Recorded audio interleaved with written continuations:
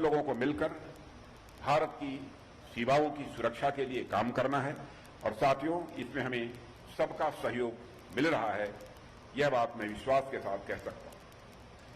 आप इसका उदाहरण इन प्रोजेक्ट्स में भी देख सकते हैं।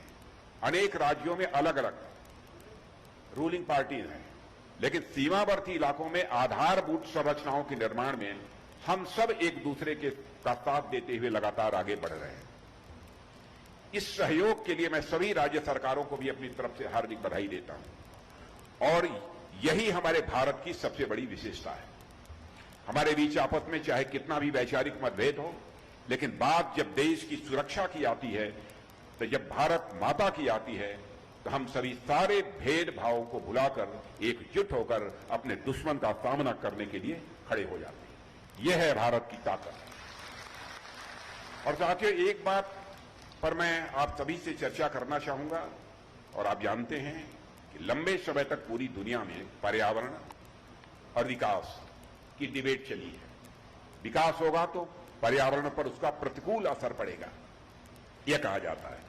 एक समय ऐसा था कि विकास कार्यों को पर्यावरण के विरोधाभास के रूप में देखा जाता था और ऐसा माना जाता था कि यदि कोई विकास कार्य होगा तो पर्यावरण की शर्त पर ही होगा, यानी विकास होगा तो पर्यावरण प्रदूषित होगा, पर्यावरण गंदा होगा, यह माना जाता था।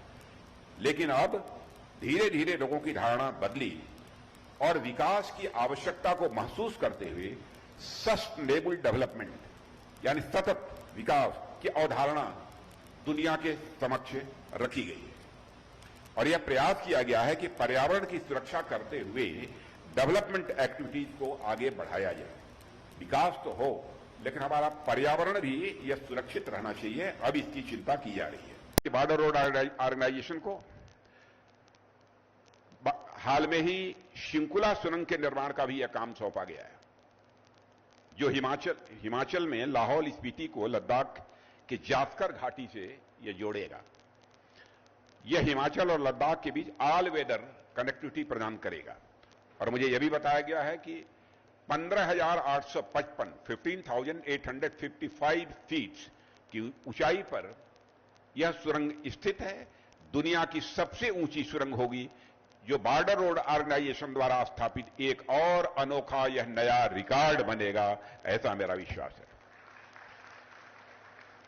ऐसे अनेक प्रोजेक्ट्स हैं जिन पर काम करते हुए बॉर्डर रोड ऑर्गेनाइजेशन ने न सिर्फ नए रिकॉर्ड्स बना रहा है, बल्कि सीमावर्ती इलाकों में इंफ्रास्ट्रक्चर का भी डेवलपमेंट कर रहा है और राष्ट्र की सुरक्षा में अपना महत्वपूर्ण योगदान भी दे रहा है।